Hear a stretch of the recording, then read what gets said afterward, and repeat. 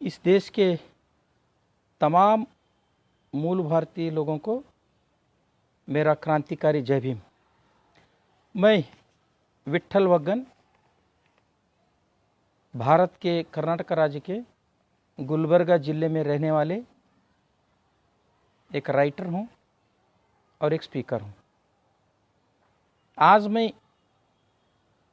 हिंदी में चंद बातें आप लोगों के सामने रखने की कोशिश कर रहा हूँ। तो मैं चाहता हूँ कि तमाम देशवासियों ने मैं जो डॉक्यूमेंट्री आप लोगों के सामने रख रहा हूँ तो उसका गौर करके इसके बारे में इस देश के रक्षा के लिए, संविधान की रक्षा के लिए हम लोग क्या करना चाहिए, ये सोचना ज़रूरी है। और इसके लिए हम एक एक्शन प्लान भी बनाना ज़रूरी है। तो मैं अपनी बात रखने से पहले ही जीता हूँ बाबा का नाम लेकर, मरने के बाद क्या होगा। जीता हूँ बाबा का नाम लेकर, मरने के बाद क्या होगा। ज़रा कफन उठाकर तो देखना, होंठों पर जय भीम का ही नाम होगा। साथियों, कोई दौलत पर नाज करता है, कोई शोहरत पर नाज करता है, कोई दौलत पर नाज करता है, कोई शोहरत पर नाज करता है, पर जिसके पास बाबा साहब जैसा बाप है वो अपने आप पर नाज करता है।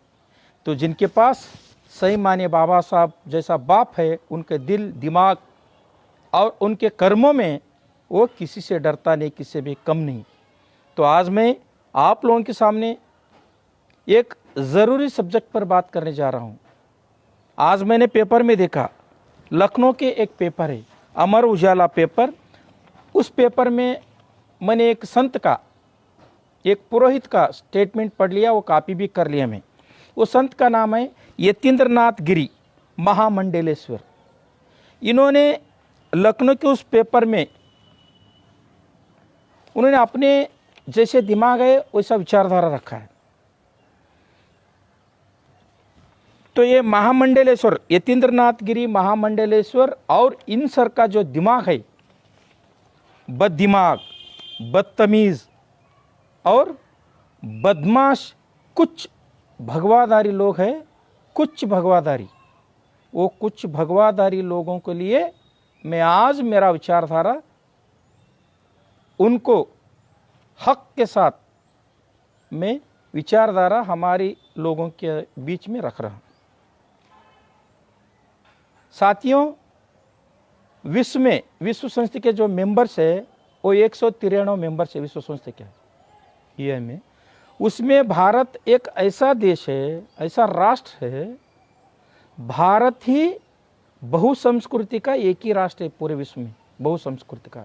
यहाँ पर इस देश के मूल भारतीय द्राविड़ लोग रहते हैं, नाग लोग रहते हैं, और यूरेशियन से आए हुए आर्य लोग रहते हैं, और मंगोलिया लोग रहते हैं, और एंग्लो इंडियंस रहते हैं, और मोहम्मदी लोग भी रहते हैं यहाँ पर। तो ऐसे अनेक संस्कृति की, अनेक भाषाओं की, अनेक नस्लों की लोग बसने का ये एक ही जम्बू द्वीप है पूरा विश्व में, वो भारत है। तो इसलिए भारत को बहुसंस्कृति का राष्ट्र कहलाता है कि ये बहुसंस्कृति का राष्ट्र है। इसलिए बाबा साहब डॉक्टर BR अम्बेडकर अकेले के ही पास था वो दम, वो ताकत की भारत का संविधान का पूर्ण स्वरूप पर तैयार करने का। तो अब मैं ये बात बोलने जा रहा हूँ कि ये स्वामी यतीन्द्रनाथ गिरी महामंडलेश्वर ने अपने जो विचारधारा है, जैसे सोचते हैं वैसे बात करते लोग, जैसे सोचते हैं वैसे बात करते हैं, जैसे दिमाग है वैसे सोचते हैं। तो जिनको समझ लीजिए कि एक अनएजुकेटेड पर्सन्स, उनको कॉन्स्टिट्यूशन के बारे में बात करने को बोल दिया, उनको कुछ नहीं बोलेगा। पॉलिटिकल साइंस के बारे में, इकोनॉमिक्स के बारे में बात रखने को बोल दीजिए, कुछ भी नहीं बोलेगा। क्योंकि वो लोग, उनका दिमाग क्या है, उनका काम में अटका हुआ रहता है।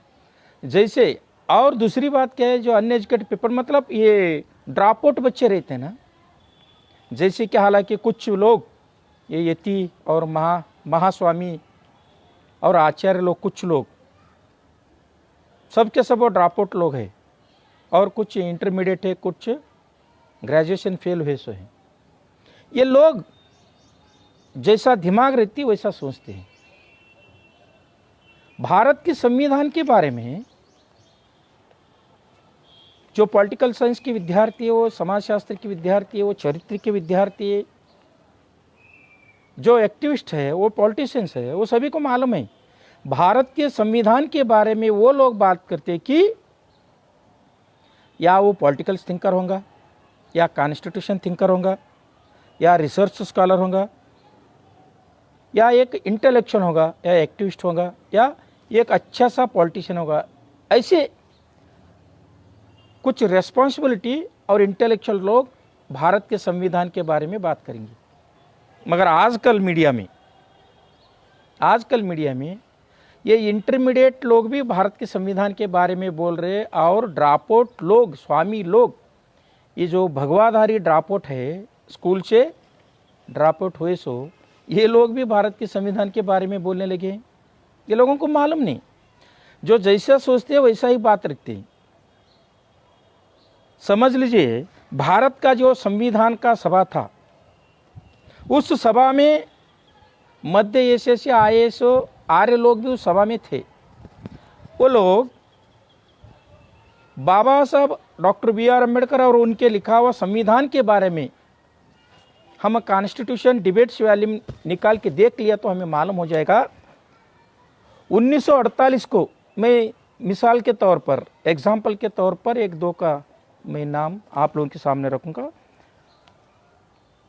1948 नवंबर 5 को जब संविधान रचना सभा हुआ था, उस सभा में एम.वाई. पहले ने बोल दिया था कि बाबा साहब डॉक्टर बी.आर. अम्बेडकर संविधान शिल्पी है, और टी.टी. कृष्णमाचारी उन्होंने अपना विचार रखा था। उन्होंने बोल दिया था अगर बाबा साहब डॉक्टर बी.आर. अम्बेडकर इस संविधान सभा में और ड्राफ्टिंग कमेटी में नहीं रहते तो हम कुछ नहीं कर सकते थे। पूरे के पूरे जितने भी इज्जत, मान, सम्मान, कंट्रीब्यूशन है, बाबा साहब डॉक्टर बी.आर. अम्बेडकर को देना ही चाहिए। ये मैं नहीं बोल रहा हूँ, कॉन्स्टिट्यूशन असेंबली डिबेट्स में 1948 में नवंबर 5 तारीख को टी.टी. कृष्णमाचार्य ने बोली से बात बोला। और दूसरी बात, अनंत शयन अयंगर ने, उन्होंने भी उनकी बात बोल दी कि बाबा साहब डॉक्टर बी.आर. अम्बेडकर और ऐसी एक शख्स है, भारत का संविधान का चीफ आर्किटेक्चर है।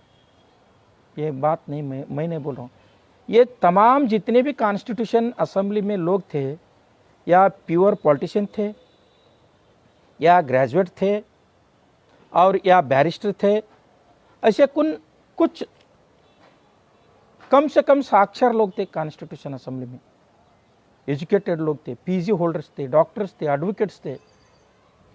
वो लोग बाबा साहब और भारत के संविधान के बारे में इतना रेस्पेक्टिवली बात बोल दिया कि आपको यकीन नहीं होता तो कॉन्स्टिट्यूशन असेंबली डिबेट्स वॉल्यूम 11 आप जरूर वो एक वॉल्यूम पढ़ लीजिए। बस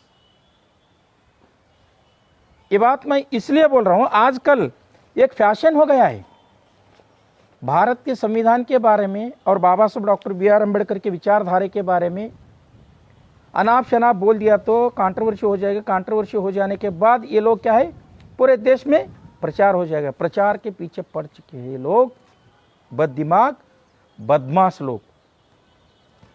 और उसने भी ये जो भगवाधारी लोग हैं, कुछ भगवाधारी भड़वे लोग, सभी को नहीं बोलता मैं, उसमें भी कुछ लोग अच्छे होंगे। कुछ भगवाधारी भड़वे लोग आजकल बाबा साहब डॉक्टर बी.आर. अम्बेडकर को इस्तेमाल कर मुस्लिम दोस्तों को गोली मार रहे हैं, मतलब मुस्लिम दोस्तों के ऊपर सैद्धांतिक रूप से अटैक कर रहे हैं। अरे तुम लोगों के पास हिम्मत है तो अपने धार्मिक ग्रंथों को, अपने महापुरुषों को, अपने देवी देवताओं को लेकर इस्लाम या इस्लाम भाइयों के ऊपर अटैक करो यार। बाबा साहब को विचारधारा क्यों ले रहे? क्या कॉन्स्टिट्यूशन असेंबली में 296 लोग थे, 296 मेंबर्स थे कॉन्स्टिट्यूशन असेंबली में। बाबा साहब के अलावा किसके पास दम नहीं है पार्टीशन ऑफ पाकिस्तान के बारे में बात करने के लिए? थॉट्स ऑन पाकिस्तान के बारे में बात करने के लिए, कश्मीर के मुद्दे पर बात करने के लिए, बांग्लादेश के बारे में बात करने के लिए औकात नहीं है तुम लोगों की, तुम्हारे लीडरों में। ऐसे बददिमाग बदमाश लोगों को मैं आंसर देने के लिए आज लाइव पर आया हूं। दोस्तों, आजकल बाबा साहब के बारे में और संविधान के बारे में ऐसे बदमाश लोग बात कर रहे हैं कि इंटरमीडिएट है। वो लोगों को संविधान के बारे में कुछ भी जानकारी नहीं है, वो लोगों को पॉलिटिकल साइंस के बारे में कुछ भी जानकारी नहीं है, वो लोगों को इस देश के कानून के बारे में कुछ भी बात नहीं है, मालूम नहीं है। वो लोग अपने भगवा के अंदर बैठकर अपना जो कोमवादी जो मनोधोरणा है वो बाहर निकाल रहे। जैसे कि सांप अपने मुंह से जो जहर निकालता है, वैसा ये लोग ये बहुसंस्कृति का देश पर अपना मस्तिष्क का कोमवादी का जो विचारधारा है उसको फैला रहे। मैं आप लोगों के एक बात समझाना चाहता हूं, ऐसे लोगों को और अपने दोस्तों को।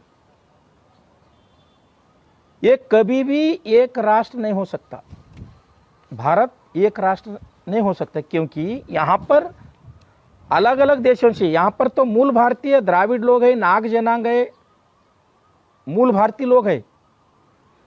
इन लोगों पर हुकूमत करने के लिए बाहर से जो जितने भी आए, आर्य लोग, ब्राह्मण लोग और मंगोलियंस, मोहम्मदियंस, एंग्लो इंडियंस, चाहे जितने भी लोग अलग अलग मजहब के, अलग अलग भाषा के, अलग अलग कल्चर के बारे में मानने वाले लोग यहाँ पर रहते हैं।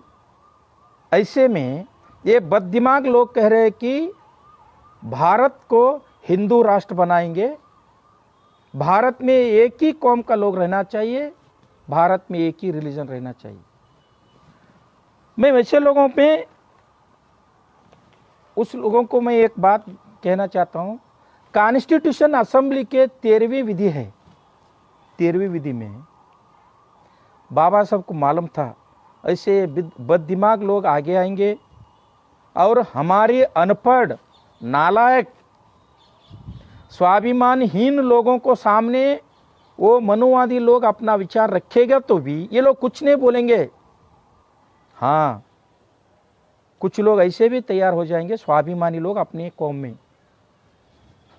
बौद्ध समाज में स्वाभिमानी लोग तैयार होंगे, नाग समाज में स्वाभिमानी लोग तैयार होंगे, द्राविड़ समाज में ऐसे कुछ स्वाभिमानी लोग तैयार होंगे।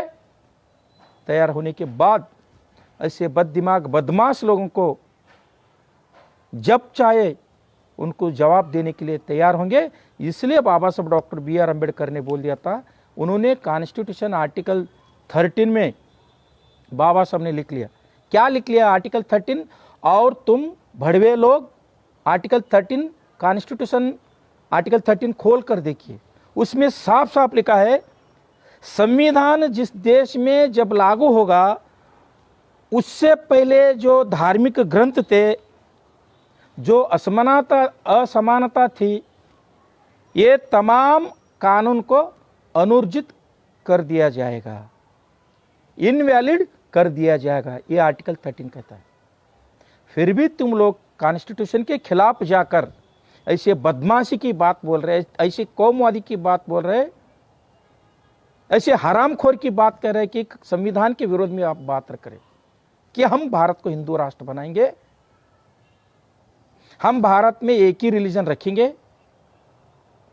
अरे यार दोस्तों, भारत को आप लोगों की बात आप लोगों के सामने रखता हूं।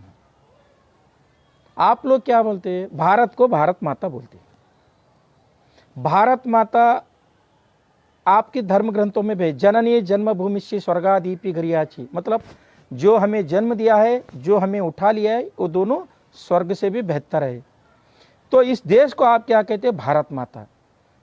जो इस देश में रहने वाले बच्चों को, इस देश में रहने वाले सिटीजनों को तमीज सिखाने वाले, शिष्टाचार सिखाने वाले, कानून सिखाने वाले, रहन सहन सिखाने वाले कौन है? संविधान है। तो पालने वाले, पोषण करने वाले भारत माता है। हमें सही रास्ता दिखाने वाले को बाप कहते हैं। तो भारत माता हुआ तो हमारे संविधान तमाम देशवासियों का बाप है। तो अब ऐसे भगवादारी बदतमीज लोग बाप को बदलने जा रहे हैं, मतलब संविधान बदलने जा रहे, तो संविधान बदलेंगे ऐसा बोल रहे, तो अपने माँ के साथ जो है शादी हुए सो अपने बाप को बदलने की बात कर रहा है। ये तुम्हें सोच लेना चाहिए। ऐसे बद दिमाग वालों को मैं ये चेतावनी दे रहा हूं। अरे सोचो, तुम्हारी सर में दिमाग है यार, दिमाग होती है सोचने के लिए, बकने के लिए, सोचने के लिए होती है। सोच लो, तुम्हारी माँ जो भारत माता है, भारत माता का जो पति है, भारत का संविधान है शिष्टाचार सिखाने वाला, तो भारत का संविधान आपका बाप है। आपका बाप बदलने की बात कर रहे, तो आपको क्या कहना चाहिए? ऐसे लफ्ज मैं इस्तेमाल नहीं करना चाहता हूं। दोस्तों, वो अमर उजाला में यतीन्द्रनाथ गिरी महामंडलेश्वर ने कुछ सवाल किया है। वो सवाल का मैं एक एक सवाल का सही तरह से डॉक्यूमेंट्री जवाब देना चाहता हूं। और एक शेरी याद आ गई मेरे को, संविधान बदलने की बात बोल रहे ना, ये स्वामी यतीन्द्रनाथ, गौर से सुन ले स्वामी यतीन्द्रनाथ, और तुम्हारा सर का जितने भी ड्रॉप आउट स्टूडेंट्स है, तुम्हारे जितने भी बदतमीज बद दिमाग भगवादारी है, सभी लोग सुन लीजिए। अपने संविधान के बारे में, संविधान के खिलाफ जो भी बात रख रहे हैं वो लोग सुन लीजिए। सूरज को क्या पता चांदनी क्या होती है, सूरज को क्या पता चांदनी क्या होती है, आसमान को क्या पता जमीन क्या होती है। जिंदगी भर भगवान के नाम पर, जिंदगी भर भगवान के नाम पर भीख मांग के खाने वालों को क्या पता भारत का संविधान क्या होती है। अरे भीख मांग के खा रहे हैं अंधभक्तों से, तो तुम्हें क्या मालूम है भारत का संविधान? और इसलिए मैं समझाने आ रहा हूं स्वामी यतीन्द्रनाथ, तुम्हारे हर एक सवाल का मैं डॉक्यूमेंट्री के साथ अब मैं अपना विचार रख रहा हूं। दोस्तों, ये यतीन्द्रनाथ महामंडलेश्वर ने सबसे पहले बोल दिया था कि अब जो भारत में भारत सरकार है, भारत सरकार ने नया संसद भवन बनाया है। ये नया संसद भवन उद्घाटन के साथ नया संविधान को भी लागू करना, ऐसा उन्होंने अपना विचार रखा। मतलब अपना बाप को चेंज करना, संविधान बोले तो बाप, अपना बाप को चेंज करने के बाद उन्होंने सबसे पहला रख दिया। उसके बाद में रख दिया कि भारत में जो पॉपुलेशन है, पॉपुलेशन बढ़ रहा है, जनसंख्या बढ़ रहा है, उसको नियंत्रण करना और धर्मांतर का एक ऑफेंस है ऐसा घोषित करना। जो ये लोगों की शोषण की वजह से जो धर्मांतर कर रहे, बौद्ध धर्म को, इस्लाम धर्म को, क्रिस्त धर्म को, इसको ऑफेंस करके लागू करना, कानून बनाना, ऐसा उनका विचारधारा रखता है। दूसरी बात क्या है, सनातन हिंदू धर्म के संस्कृति के आधार पर, सनातन हिंदू धर्म के संस्कृति के आधार पर नया संविधान को रखना, जारी रखना अथवा और करना। किसके साथ? नया जो संसद भवन इनॉग्रेशन हो रहा है उसके साथ नया संविधान लागू करना। वो संविधान कैसा रहना चाहिए? सनातन हिंदू संस्कृति के आधार पर। उसमें क्या होना चाहिए? एक ही धर्म होना चाहिए और एक ही देश होना चाहिए। ये बात वो यतीन्द्रनाथ स्वामी ने बोली। और दूसरी एक बददिमाग बात कहते हैं कि उन्होंने, अरे यार इनके पास दिमाग है क्या नहीं, कभी संविधान पढ़ा क्या नहीं? नहीं पढ़ लिया तो मेरे को बोल दीजिए यार, मैं अपना खुद रिसर्च किताब है मेरा, संविधान के पितामह, इस देश के कॉन्स्टिट्यूशन, फादर ऑफ कॉन्स्टिट्यूशन, मैं रिसर्च किताब लिखा हूँ, मैं ये भेज दूंगा तुम्हें। ये स्वामी बोल देता है कि आज का जो संविधान है हमारे देश में, इस संविधान ने धर्म के नाम पर, जाति के नाम पर, मौलिक आधार के नाम पर लोगों को बांट दिया है, ऐसा बद दिमाग बात कहता है। और चौथा बात क्या है, ये जो नया संविधान होगा उस संविधान में रिजर्वेशन खत्म करना और जो एक देश एक रिलीजन मानेगा वो लोगों को रिजर्वेशन देना, ऐसा उनका विचारधारा रखा था। और दूसरी बात क्या है, मदरसा जो है इस देश में, मदरसाएं ये आतंकवादी का एक स्कूल है।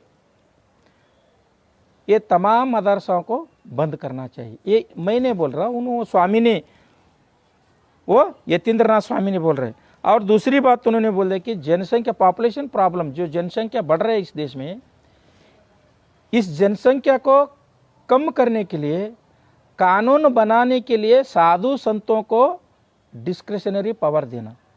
देखिए, अनपढ़ लोगों को, मतलब जो इंटरमीडिएट पास है, जो ड्रॉप आउट लोग है, ये भगवाधारी, ये साधु संतों को ये पॉपुलेशन कम करने के लिए पावर देना थे। और कहते कि लास्ट में इन्होंने भारत में जो 98% लोग, 98% लोग इस देश के हिंदू है, जो भी हिंदू लोग वापस घर वापस ये आना चाहते तो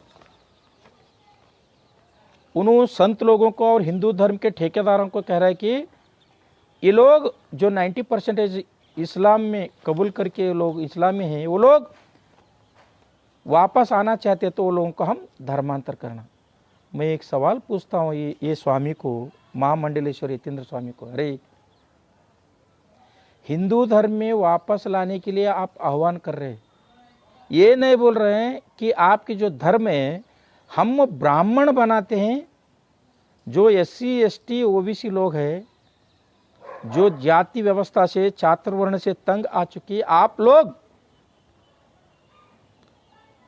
आने को कोशिश कीजिए, आ जाइए। हम अपने धर्म में, क्या चाहे वैष्णव हो चाहे शैव हो, ब्राह्मण धर्म में आप लोगों को वापस लेंगे, ऐसा नहीं बोल रहे। आप बोल रहे हिंदू धर्म में।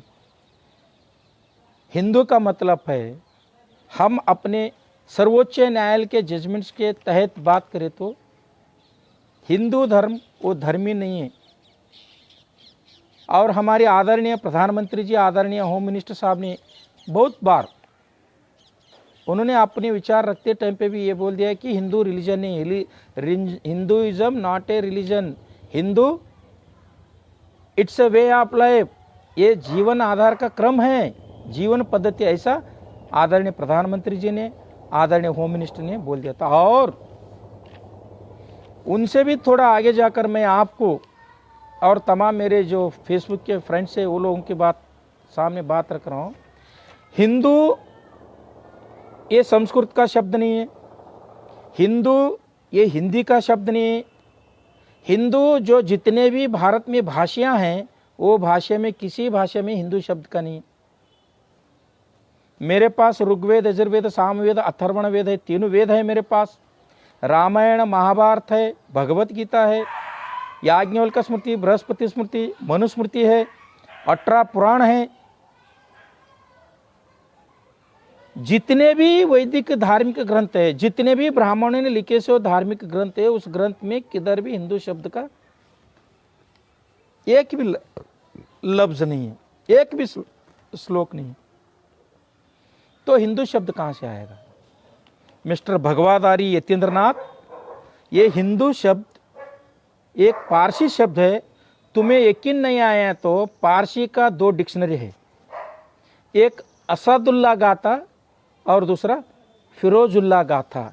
ये असदुल्ला गाथा और फिरोजुल्ला गाथा में हिंदू शब्द का अर्थ है, उसका मतलब है गुलाम, ठग, चोर।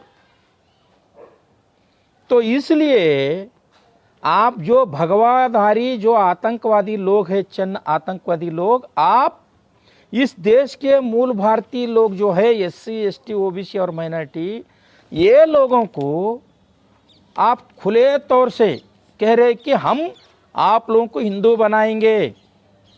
आप नहीं बोल रहे आप लोगों को ब्राह्मण बनाते, ऐसा नहीं बोल रहे आप बोल रहे हिंदू बनाते। इसका मतलब है दोस्तों, आप जान लीजिए कि हिंदू बनाएंगे बोले तो आप लोगों को फिर गुलाम बनाएंगे, ऐसा सोच रहे। मैं एक बात, ये जितने भी भगवाधारी है, ये जितने भी इस देश में कोमवाद फैला रहे हैं, ये लोगों के मैं एक सवाल करता हूं कि आपकी धार्मिक ग्रंथ में एक बात आता है, भगवत गीता के चौथा अध्याय 13 श्लोक में 13वीं जो श्लोक है उसमें आता है, चातुर्वर्णम मया षष्ठम गुणकर्म विभागशः। मतलब ये जो चातुर्वर्ण है मैंने किया है किसके आधार पर? गुण और कर्म के आधार पर। 15वीं सदी में छत्रपति शिवाजी महाराज को आप जो बोल रहे हिंदू धर्म के ठेकेदार थे छत्रपति शिवाजी महाराज,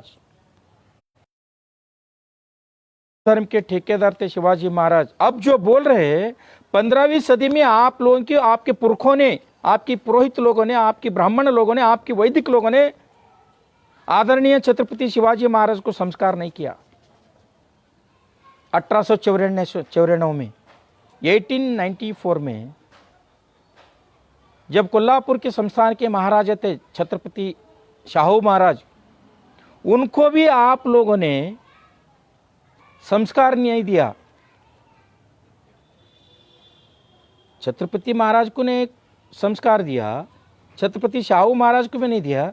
अरे तुम लोग ऐसे गरीब लोगों को क्या संस्कार देंगे यार? तो दोस्तों ये सोचने वाली बात है कि राजा महाराजाओं को ये लोग संस्कार नहीं दिया इसलिए कि वो लोग शूद्र थे।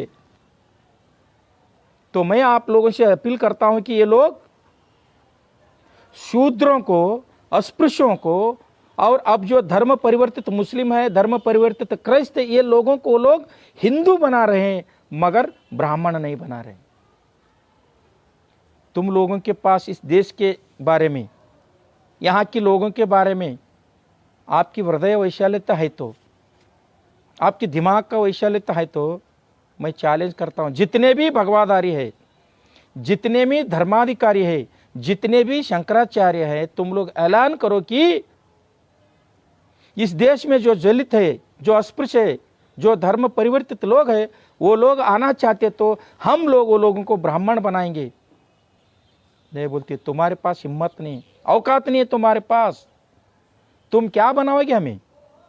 अरे दोस्तों हम तो इस देश के मूल भारतीय लोग हैं। आदरणीय बी श्याम सुंदर साहब जी ने जब 1968 में 1968 में जब गुलबर्ग आए थे, गुलबर्ग में जगत के भीमनगर में, तब भीमनगर को बी श्याम सुंदर साहब से पहले उसको हरिजनवाड़ा कहते थे। वहाँ के लोगों को ये जो जितने भी वैदिक परंपरा में, वैदिक धार्मिक ग्रंथों में, वैदिक जो जितने भी साधु संत शंकराचार्य, उनके दिमाग में कितना गंदगी है ये समझाकर उस जमाने 1968 में जो जिन लोगों के, जिन अस्पृश्य शूद्र लोगों के घर में जो ब्राह्मण लोगों का जो देवी देवताओं का फोटो थे, देवी देवताओं का मूर्तियां थे, तब वो तमाम देवी देवताओं फोटो को रास्ते में डालकर उसको आग लगाए थे बी श्याम सुंदर साहब। फिर वो नौबत, वो रेवोल्यूशन अब आना चाहिए। अब रेवोल्यूशन सख्त जरूरत है, क्योंकि भारत के, इस देश के मूल भारतीय लोगों पर, इस देश के महिलाओं पर, इस देश के संविधान के ऊपर, इस देश के संविधान के पिता बाबा साहब doctor B are Ambedkar ji के ऊपर बार बार ये लोग क्या कर रहे, उस नाम वो लोगों के मनोवादी दिमाग से अटैक कर रहे। इसलिए हम लड़ने के लिए तैयार होना चाहिए। संविधान को बचाना है, बहु संस्कृति का देश को बचाने हैं। इसलिए मैं ये बात कहते हुए अब मैं जो मेन मुद्दा जो है, मूल मुद्दा जो, उस पर आता हूं। जो महामंडलेश्वर यतीन्द्र नाथ ने वो बोल दिया था, जो सवाल किया था उस पत्रिका में अमर उजाला में, उनको मैं एक एक उनका सवाल का सही तरह से जवाब देता हूं। सबसे पहले उन्होंने बोल दिया कि नया संसद भवन के इनॉग्रेशन के टाइम पे नया संविधान का लागू करना चाहिए। ये एक संविधान विरोधी मानसिक धोरण है स्वामी जी का। और उन्होंने आगे भी कह दिया था कि वो संविधान ऐसा होना चाहिए कि सनातन हिंदू संस्कृति के आधार पर वो संविधान रचना चाहिए। सनातन हिंदू संस्कृति के आधार पर नया संविधान होना चाहिए। ये याद रखिए, मैं जो वो स्वामी का बात आप लोगों के सामने रख रहा हूँ, ये गौर से याद रखिए। इसके ऊपर ही मैं बात करने वाला हूँ, इसके ऊपर ही मैं डॉक्यूमेंट्री देने वाला हूँ ये यतीन्द्रनाथ स्वामी को। नया संसद भवन के इनॉग्रेशन के साथ साथ नया संविधान भी लागू करना चाहिए। वो संविधान किस आधार पर होना चाहिए? तो सनातन हिंदू संस्कृति के आधार पर होना चाहिए। सबसे पहले ये बददिमाग आदमी को कहता हूं कि अरे यार, सबसे पहला पढ़ो लिखो,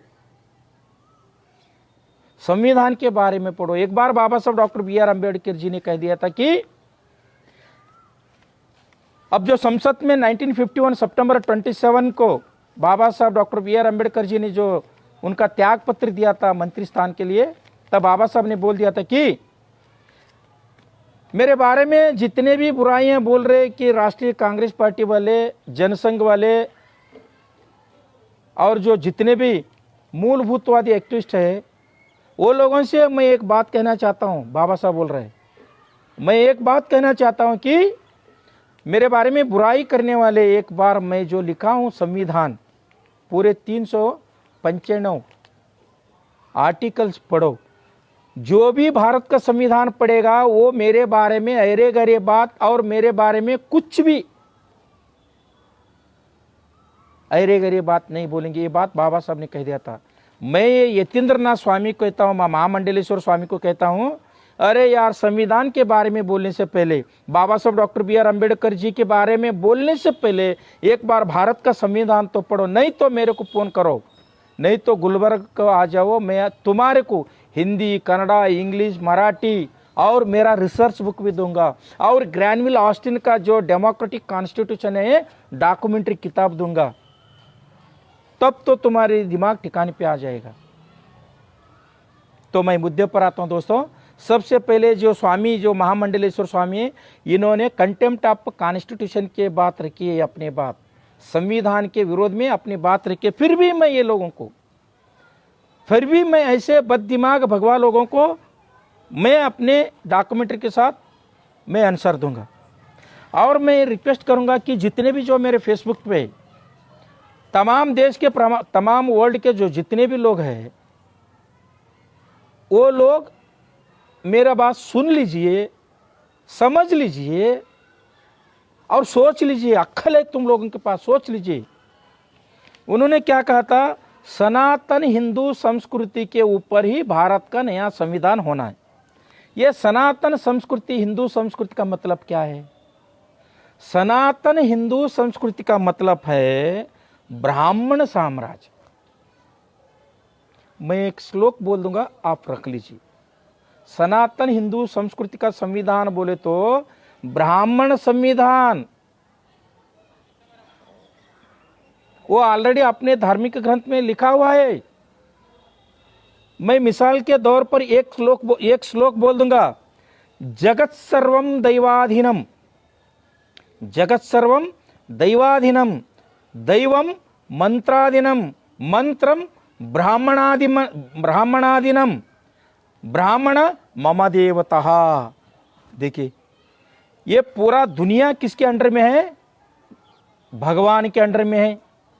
जगत सर्वम दैवाधीनम, ये पूरा दुनिया भगवान के अंडर में है। भगवान किसके अंडर में है? दैवम मंत्राधीनम, भगवान मंत्र के अधीन में। यह मंत्र किसके अधीन में है? मंत्रम ब्राह्मणाधीनम, मंत्र ब्राह्मण के अधीन में है। तो ब्राह्मण मम देवता, इसका मतलब है ये पूरा दुनिया का, मतलब ये जितने भी देवी देवता हैं, ये देवताओं को सभी किनके पास है? तो इनसे भी, देवताओं से, देवी देवताओं से बड़ा कौन है बोलते तो ब्राह्मण है। इसलिए ब्राह्मण मम देवता, ब्राह्मण ही इस देश का देवता है, ऐसा उन्होंने अपने ग्रंथ में लिखा है। इसलिए वो लोग चाह रहे कि भारत में सनातन हिंदू संस्कृति का कानून लाना चाहिए। हिंदू संस्कृति का कानून मतलब उसका है कि वैदिक परंपरा, ब्राह्मण परंपरा, आर्य परंपरा लाने के लिए लोग ऐसे अनाप शनाप सही बात बोल रहे। मगर दुखद बात यह है कि इस देश में जितने भी लोग एससी एसटी ओबीसी लोग हैं, मैं आप लोगों से गुजारिश करता हूँ, रिक्वेस्ट करता हूँ, आप थोड़ा अपने माँ बाप को पूछ लीजिए, आपके दादा नानी दादी को पूछ लीजिए, उनके ज़माने में भारत में ये सनातन परंपरा के लोग जो थे, ये लोग उनके साथ कैसा बर्ताव करते थे। ये लोगों को एजुकेशन नहीं देते थे, स्वातंत्रहीन थे, स्वाभिमानीहीन थे और अधिकारहीन थे, और ये लोग अपने अपने जात के, अपने आपके कौम के काम करते करते शूद्र बनकर बैठे थे। कभी ब्राह्मणों के मंदिर में जाओ, जिनके बगल में, जिनके गले में बदन पर जनेवार नहीं रहता, वो लोगों को डायरेक्टली ब्राह्मण पुरोहित लोग आप शूद्र लोग हैं, ऐसा वो ब्राह्मण पुरोहित कहते कि जब भी आप किसी के भी ब्राह्मण के मंदिर में जाइए, आप लोग कहते कि आप शर्ट निकालिए, शर्ट निकालने के बाद आपके बदन पर जनेवार नहीं है तो आप लोगों को वो लोग डायरेक्ट कहते हैं कि आप शूद्र है, उस लाइन से आ जाइए, ये तो विप्रों का है, ये द्विजों का है, ये ब्राह्मणों का है, ये आर्यों का है, ऐसा डायरेक्ट कहते कि। शूद्र का मतलब क्या है? मनुस्मृति इसके 8वें अध्याय में 415 श्लोक में आप देख लीजिए, शूद्र का मतलब है दासी पुत्र, रखेल के पुत्र। हमारी जनपद साहित्य में कहते हैं कि नाजायज औलाद। वो लोग अपने धार्मिक ग्रंथों में खुले आम तौर से लिखा है, और खुले आम तौर से आप लोगों को बोल रहे हैं कि आप शूद्र हैं, आप हिंदू हैं। वो लोग खुद को नहीं बोलते हम हिंदू हैं, हम क्या है, हम ब्राह्मण हैं, हम आर्य हैं, हम विप्र, ऐसा कहते हैं। दूसरे लोगों को आप तुम हिंदू है, तुम शूद्र है। इसलिए मैं रिक्वेस्ट करता हूं कि आप लोग जरूर संविधान के साथ साथ आप रामायण पढ़ लीजिए, महाभारत पढ़ लीजिए, और भगवत गीता पढ़ लीजिए, रामचरितमानस पढ़ लीजिए, मनुस्मृति पढ़ लीजिए, और जितने भी धार्मिक ग्रंथ है आप पढ़ लीजिए। उस तमाम जितने भी ब्राह्मण लोगों ने लिखे सो धार्मिक ग्रंथ है, उस ग्रंथों में उसमें 3 थेम्स, सिर्फ 3 विचारधाराएं। एक ब्राह्मण का श्रेष्ठता, एक ब्राह्मण का श्रेष्ठता मतलब ब्राह्मण मम देवता, ब्राह्मण ही देवता है, वो एक सिद्धांत है।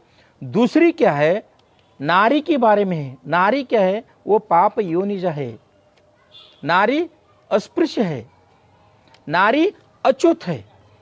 और तीसरी क्या है, इस देश के जितने भी ओबीसी लोग हैं वो गुलाम है, वो बददिमाग लोग हैं, वो शोषित लोग हैं। और इतने अनाप शनाप लिखा है, मैं उसमें कुछ श्लोक आप लोगों के सामने रखने जा रहा हूं, और गौर से सुनना। जो महामंडलेश्वर यतीन्द्रनाथ है, ये उन तक ये मेरा वीडियो पहुंचा देना। मैं लाइव पे उनके साथ चर्चा करने के लिए भी मैं तैयार हूँ। मैं सबसे पहले बोल दिया हूँ, मैं कर्नाटक के रहने वाला हूँ, और कर्नाटक के गुलबर्गा जिले में रहने वाला हूँ, और मैं एक एक्टिविस्ट हूँ, राइटर हूँ, स्पीकर हूँ।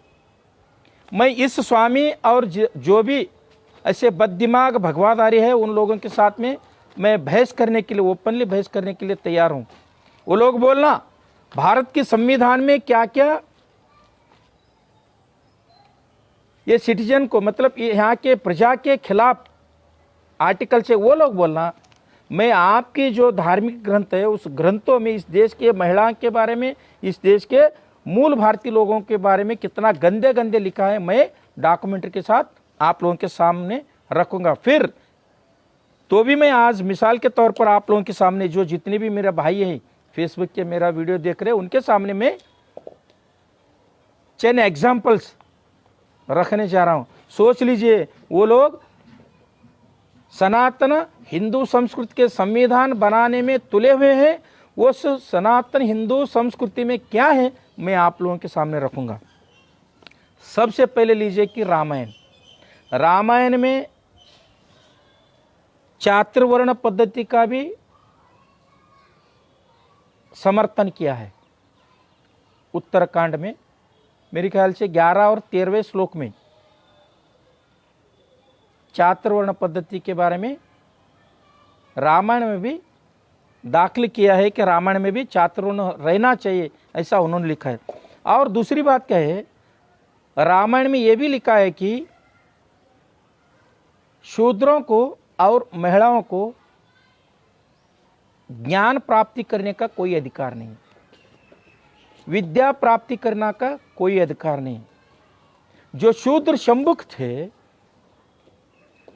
उनके धार्मिक ग्रंथ रामायण में उन लोगों ने लिखते हैं कि शूद्र शंभुक थे, उन्होंने ज्ञानार्जन करने के लिए उन्होंने तपस्या कर रहे थे, तब इनका राम जाकर उनका हत्या कर दिया।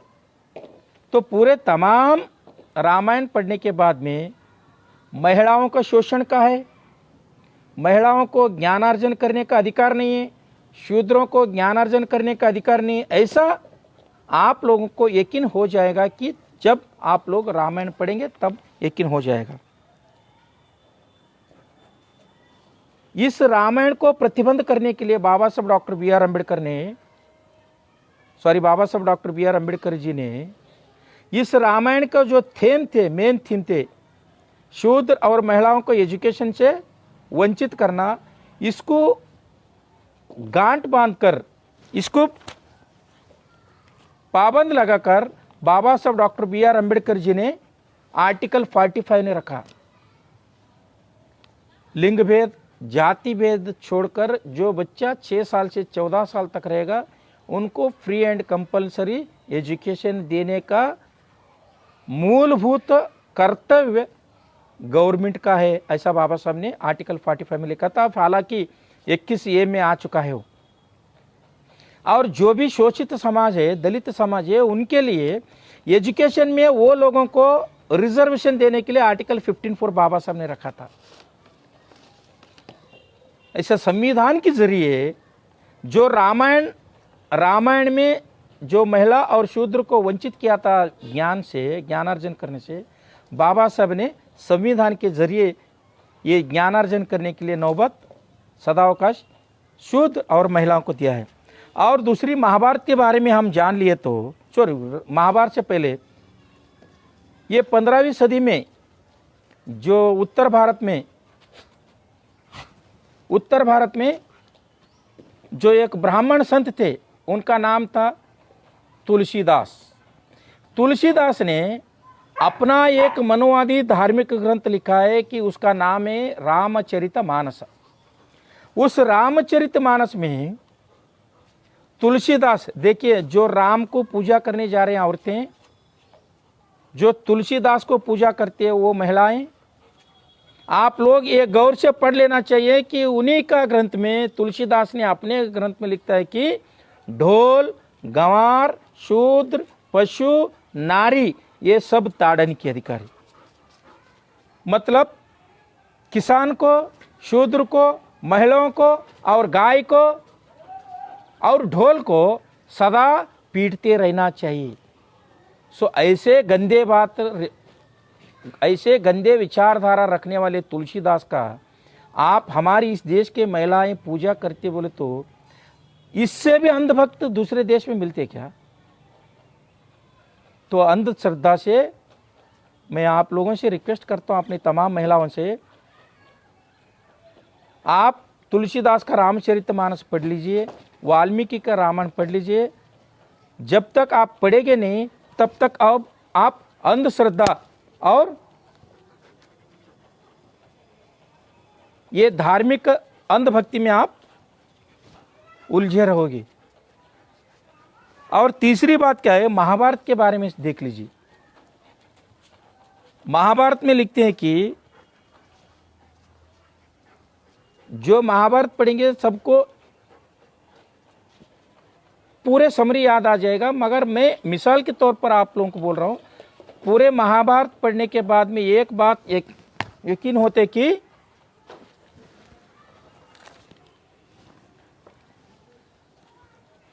शूद्रों को राजा बनने का कोई अधिकार नहीं, महिलाओं को राजा बनने का कोई अधिकार नहीं। हम एकलव्य का किस्सा ले लिया तो हमें मालूम हो जाएगा कि एकलव्य एक धनुर्धारी थे। जब अपने धनुर्धारी में शब्दवेदी विद्या में उन्होंने ज्ञान हासिल कर दिया तो द्रोणाचार्य, आपका जो द्रोणाचार्य है, आज का भी द्रोणाचार्य है, ये सदियों से द्रोणाचार्य हैं, वो द्रोणाचार्य ने एकलव्य के अंगूठा काटकर उनको राजा बनने का रुकावट डाल लिया। ये बात बाबा साहब doctor B are Ambedkar ji ने बहुत अच्छी तरह से जानते थे। उन्होंने संविधान में आर्टिकल 330 रख लिया, पार्लियामेंट में रिजर्वेशन, संविधान के आर्टिकल 332 रख लिया, विधानसभा में रिजर्वेशन। अब की जो जितने भी द्रोणाचार्य लोग हैं, भगवाधारी द्रोणाचार्य जितने भी चाहे तो भी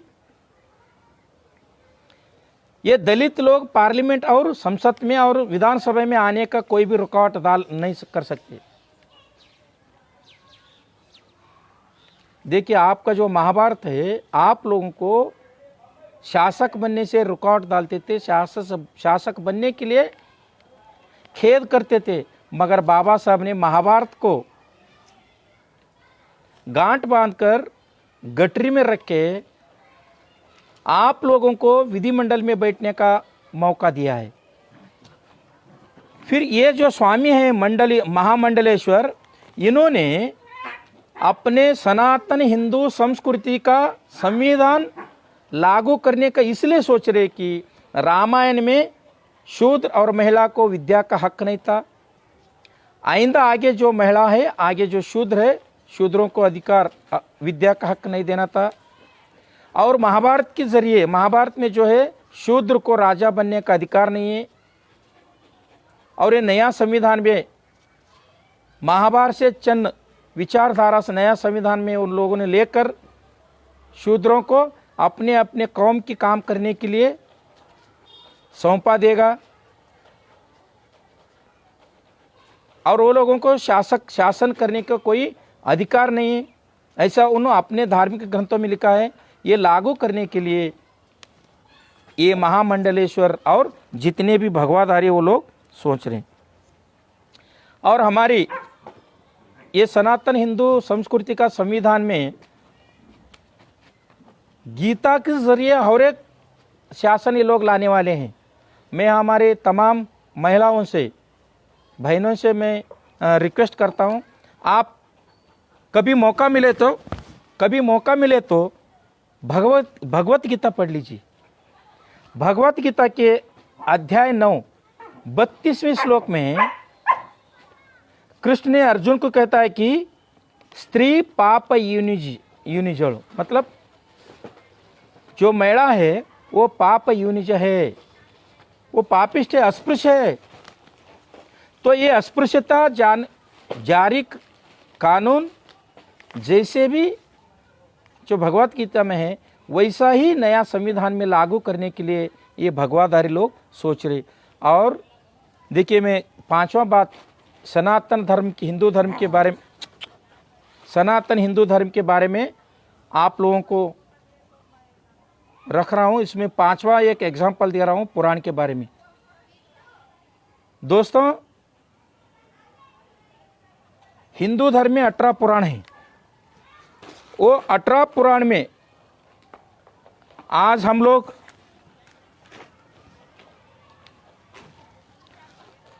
लोग देख लिया तो 22 पुराण बन गया है। वो 18 पुराणों में भी कितना गंदा लिखा है। जो पुराण पढ़ेगा वो लोगों को समझ में आ जाएगा। जलंधर और वृंदा विष्णु का किस्सा आप ले लीजिए, उसके बारे में इतना गंदा लिखा है।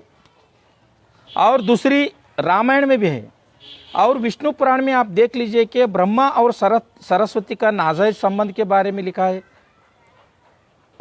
और रामायण में गौतम ऋषि तारा और चंद्र के नाजायज के संबंध में लिखा है। और बृहस्पति की पत्नी जो अहल्या थी, अहल्या और देवेंद्र के नाजायज संबंध के बारे में लिखा है। ऐसे 18 पुराणों में ज़्यादा क्या है, व्यभिचार है, वेश्यावृत्ति है, दूसरों का बीवी को बलात्कार करे सो बलात्कारी कथाएं हैं। तो ऐसा सिद्धांत का जो पुराण है ये सनातन हिंदू धार्मिक ग्रंथों में है। तो नया धार्मिक ग्रंथों में ये लागू कर दिया तो ये तमाम जो सिद्धांत है उनके धार्मिक ग्रंथों का वो जैसा ही वैसा आ जाएगा।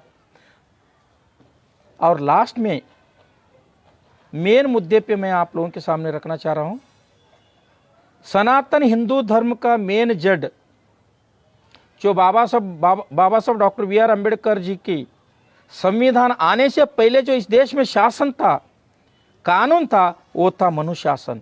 इसलिए बाबा साहब ने आर्टिकल 13 रखते हुए बोल दिया था कि अब तक जितने भी शासन है धार्मिक विधि विधान हैं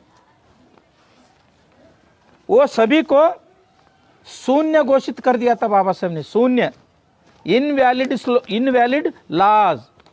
फिर भी ये लोगों ने आचार में रखते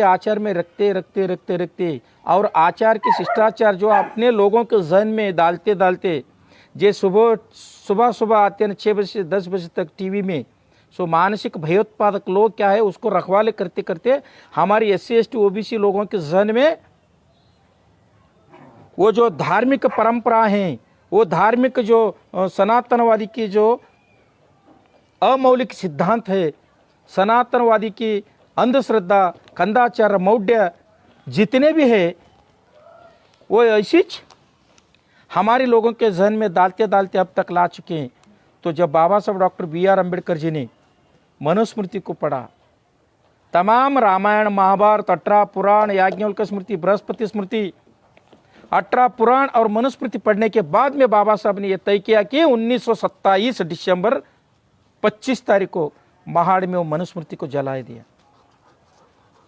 वो कागज की टुकड़ी जलाने के बजाय बाबा साहब के मकसद वो नहीं थे सिर्फ जला के वो लोगों को ठेस पहुंचेंगे।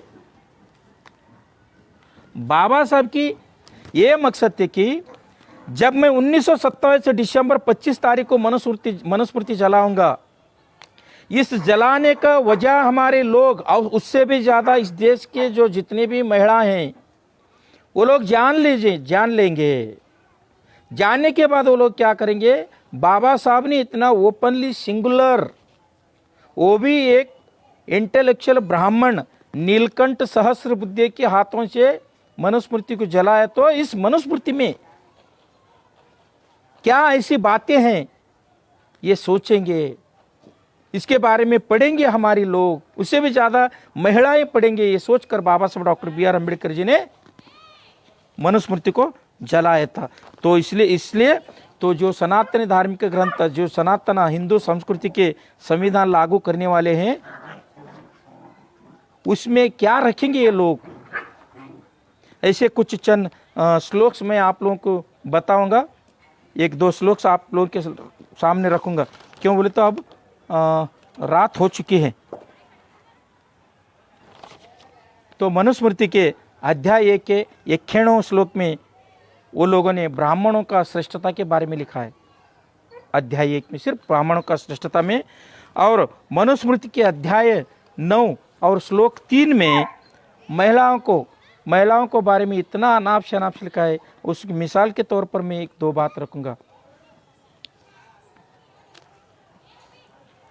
पिता रक्षति कौमर्ये, भर्ता रक्षति यौवने, रक्षन्ति स्थविरे, न स्त्री स्वातंत्रम आहरति। सो बचपन में पिताजी ने महिलाओं का संरक्षण करेगा और यौवन में उसका पति संरक्षण करेगा, और जो बुढ़ापे में उनका बच्चे उनका संरक्षण करेगा, उनका देखभाल करेंगी।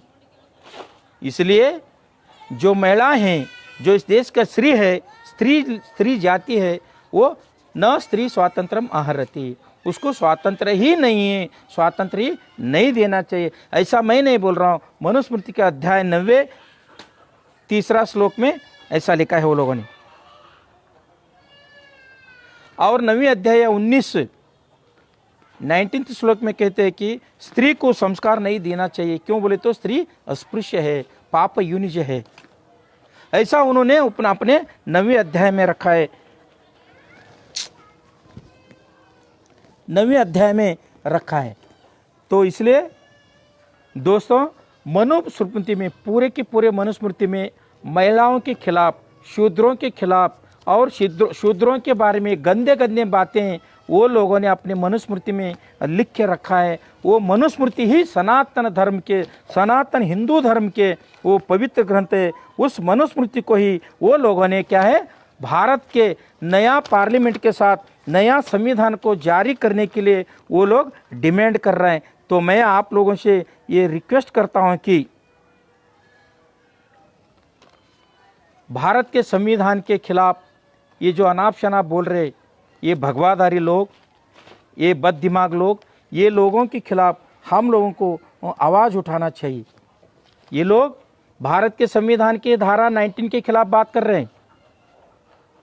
अभिव्यक्ति स्वातंत्र के लेकर हम बात किया तो वो लोग ने आईपीसी सेक्शन 295A के तहत अपने ऊपर एफआईआर कर रहे हैं। भारत के संविधान ने हमें आर्टिकल 25 के तहत हमें धर्मांतर का अधिकार दिया है। हम कोई भी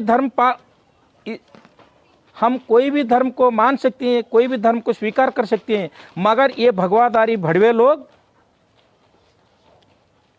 हमें घर वापसी के नाम पर, हमारे के जुल्म के नाम पर, हमारी महिलाओं के जुल्म करने के नाम पर हम लोगों की क्या है, फिर गुलामगिरी के, उनके जो चातुर्वर्ण पद्धति का जो शिष्टाचार थे, जो हिंदू धर्म थे, उसमें वापस लाने के बहुत सारी कोशिश कर रहे। आर्टिकल 51H के तहत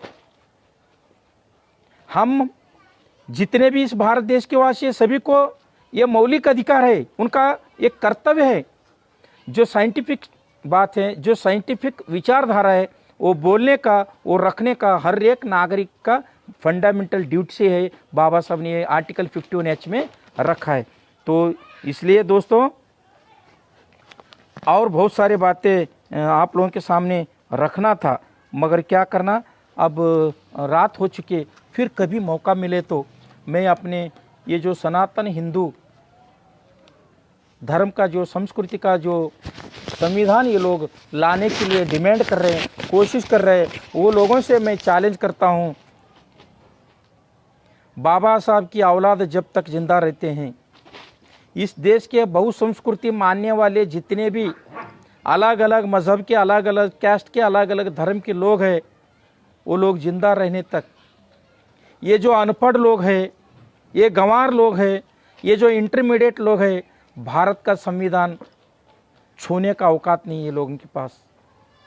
अरे भीख मांग के खाने वाले को इतना औकात है, तो हम तो पसीने बहा कर जीने वाले लोग हैं, इस देश के मूल भारतीय लोग हैं।